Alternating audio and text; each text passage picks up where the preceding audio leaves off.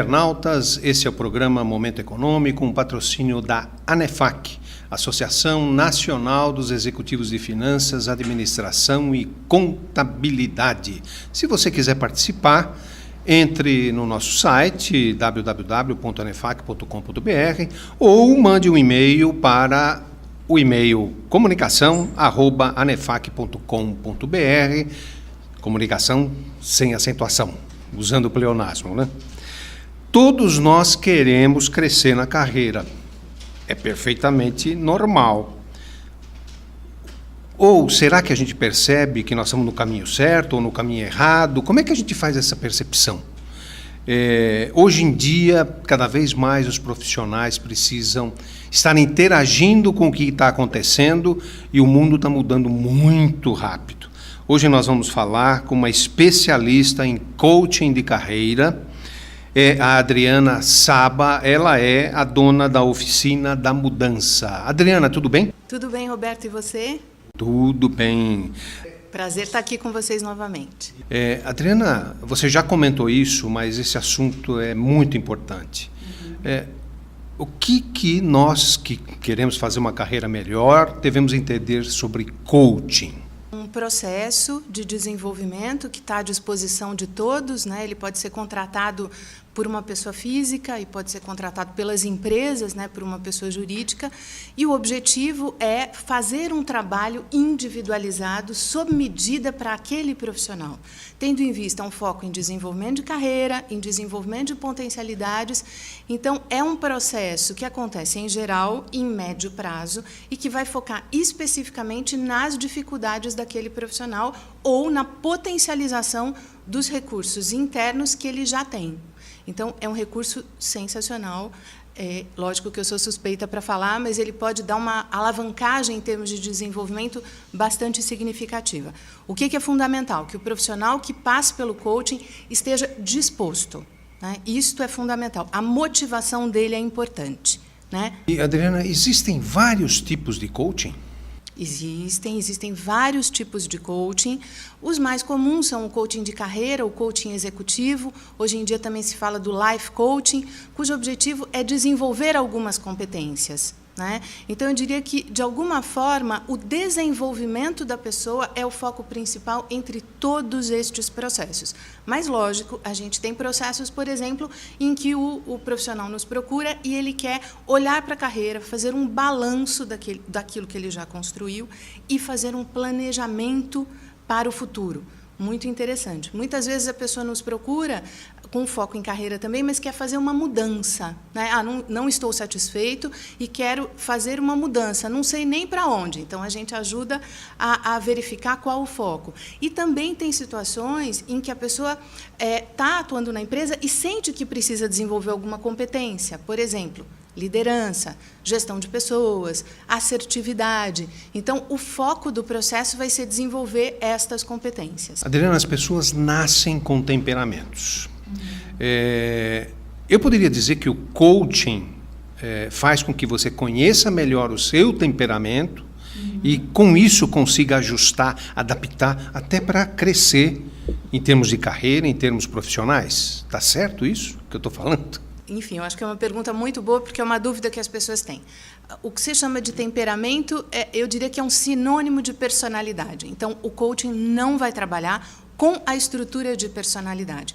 A estrutura de personalidade, ela não muda, né, Roberto? É o que você falou, a gente já nasce com ela. Então, por exemplo, se a pessoa é extrovertida, ela não vai mudar e ser introvertida, por exemplo, né? Mas o coaching vai trabalhar com comportamento. Então, se a gente fosse fazer uma imagem, né, podemos pensar no iceberg. O iceberg é aquele pedaço grande de gelo, né? O tanto que está embaixo da água seria a personalidade e o que fica em cima da água é o comportamento, é o que a gente observa. Então, por exemplo, né, suponhamos, no exemplo contrário, que uma pessoa introvertida está trabalhando numa empresa, né, e ela está tendo dificuldades para construir uma rede de contatos interna, por exemplo, porque ela é mais reservada, ela é mais seletiva. Então, o que a gente pode fazer? A gente não vai trabalhar para ela deixar de ser introvertida. Isso não existe e não funciona. Mas a gente pode trabalhar no nível do comportamento algumas técnicas de relacionamento e de comunicação que possam facilitar para que ela tenha um trânsito mais tranquilo no ambiente interno e no ambiente externo da empresa também. Então, isso é possível. Tem uma questão aqui que eu recebi por e-mail do Ribeiro. Na área de finanças, contabilidade, que são mais técnicas, pelo menos esse sempre foi o perfil, o profissional recorre mais ao coaching. Se eu estou entendendo bem a pergunta, quer dizer, as áreas mais técnicas precisam mais de coaching? Pode ser, né? Existe uma demanda grande pelos profissionais técnicos quando eles vão subindo na carreira e eles têm que enfrentar desafios mais voltados para a liderança.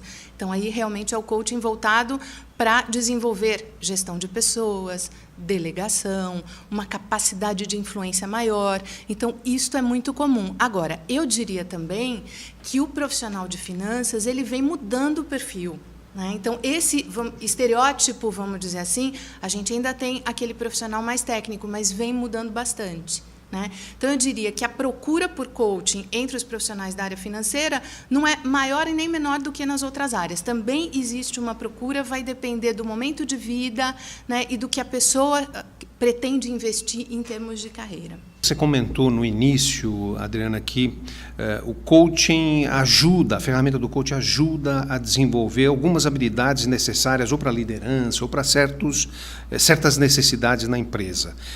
Quais seriam essas principais habilidades que o coaching administra ou ajuda a desenvolver? São as habilidades gerenciais, mas assim, um aspecto muito comum são as competências voltadas para a comunicação. Influência, assertividade, capacidade de argumentação, isso é fundamental, ou seja, a liderança acontece de que forma? Através da comunicação. Então, este é um grupo de competências que é muito procurado para o coaching, muito.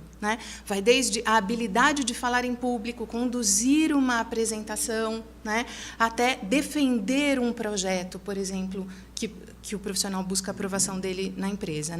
Por outro lado, por mais que a gente fale em liderança, o que a gente tem de bibliografia disponível, os cursos disponíveis, a gente tem um volume muito grande, mas ainda assim a gente percebe, Roberto, que as pessoas ainda precisam desenvolver esse aspecto, seja no que tange a gestão de pessoas, seja no que tange a capacidade de delegação. São duas competências muito comuns que surgem aí para o coaching.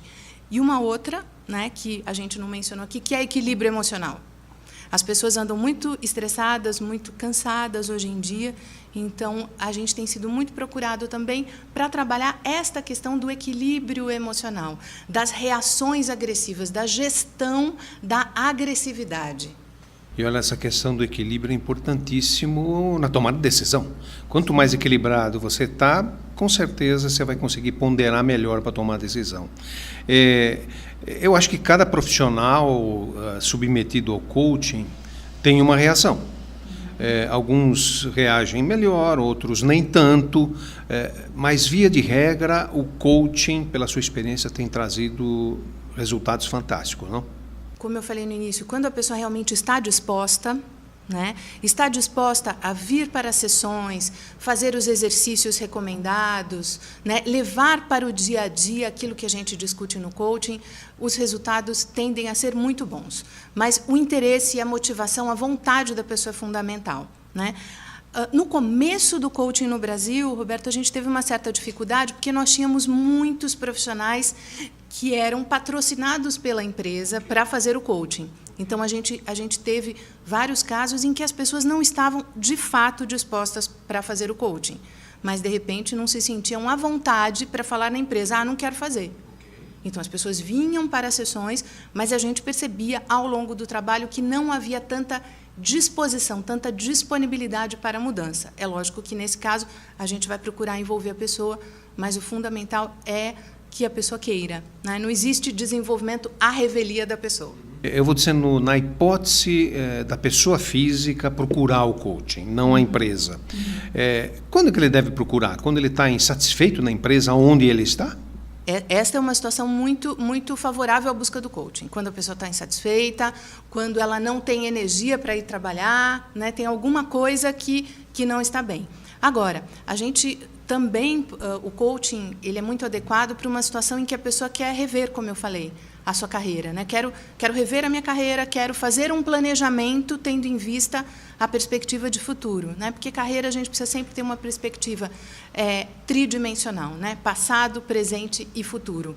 Então, numa situação assim, o coaching pode contribuir para o planejamento e para dar um eixo realmente, terminado o processo, a pessoa continua realizando aquelas ações para buscar a situação que ela está almejando. Adriana, eu posso dizer que a ferramenta do coaching, ela traz uma série de indicadores que ajudam a percepção daquele que está fazendo o coaching? Todo o processo de coaching tem como objetivo ampliar o autoconhecimento, né, e, em consequência, ampliar a autopercepção, a percepção que a pessoa tem de si, das pessoas e do contexto onde ela vive. A mudança, muitas vezes, ela vem atrelada a esse aspecto, porque se a pessoa acha que está tudo bem, né, que ela que acerta e que ela que está certa e os outros estão errados, não tem mudança. Quando ela começa a perceber diferente o contexto, ela fala, opa, talvez eu tenha que mudar alguma coisa. Então, você está certíssimo, a questão da percepção é fundamental. E, muitas vezes, a pessoa está estressada, o estresse pode alterar um pouco a percepção, o cansaço. Então, é interessante você ter alguém que é neutro, no caso o coach, que possa ajudar a construir referências diferentes das que a pessoa tinha até então. Evidentemente, Adriana, você é uma profissional bastante treinada e experiente no assunto coaching. Mas eu já vi vários profissionais iniciantes no coaching que acabaram se envolvendo de uma forma indevida com aquele que está sendo assistido. Isso é um risco, não é um risco? É um risco, eu acho que esse ponto que você toca é extremamente importante, porque a gente tem sentido um aumento do número de coaches e não necessariamente uma ampliação da qualidade, né? Então, eu acho que vale o alerta de que alguém que esteja buscando coaching busque um profissional que seja habilitado e com experiência. A gente avalia a senioridade do coach pelo número de horas de atendimento, né? Então, eu diria que esse aspecto é fundamental. Tem muita gente inexperiente, né, que se propõe a fazer o coaching, mas esse realmente é um risco. É fundamental que o coach tenha um investimento de longa data no seu próprio desenvolvimento, tenha um conhecimento grande do ambiente corporativo e de todas as técnicas da psicologia, as técnicas comportamentais, para que possa, de fato, ajudar o seu cliente. Então, esse alerta é extremamente importante. Avaliar quem é o coach. O profissional de coaching, não necessariamente ele precisa ter um curso de psicologia, mas seria bom, né? Principalmente o tipo de coaching que está sendo feito, dependendo do tipo de coaching, né?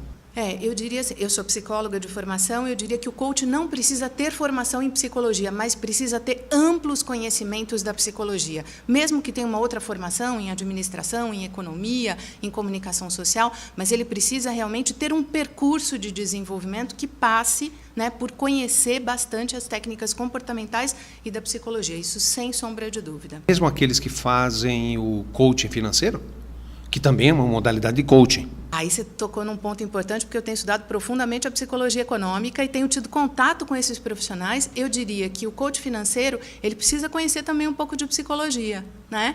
Por quê? Porque muito do comportamento relativo ao uso do dinheiro, relativo a contrair dívidas, relativo ao consumo, tem uma base na psicologia. Então, seria muito interessante, e eu tenho visto um grupo grande de coaches financeiros que tem investido fortemente na psicologia econômica. Aqui em São Paulo, a gente tem um grupo que tem investido muito nessa área.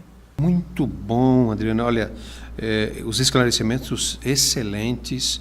Nós estamos chegando no final do programa. Você poderia fazer um apanhado final e uma recomendação final aí para os telespectadores no site? Sem dúvida. Eu acho que a minha recomendação para o profissional que está nos assistindo é: invista no seu autoconhecimento.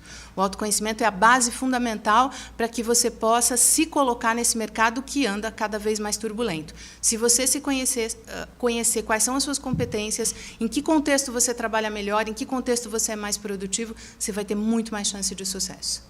Adriana, muito obrigado. A ANEFAC agradece imensamente a você. Tenho certeza que esses pontos que você comentou são muito importantes para todos aqueles que estão fazendo coaching ou pretendem fazer coaching. A ANEFAC realiza uma série de eventos. Consulte o nosso site www.anefac.com.br. Até o próximo programa.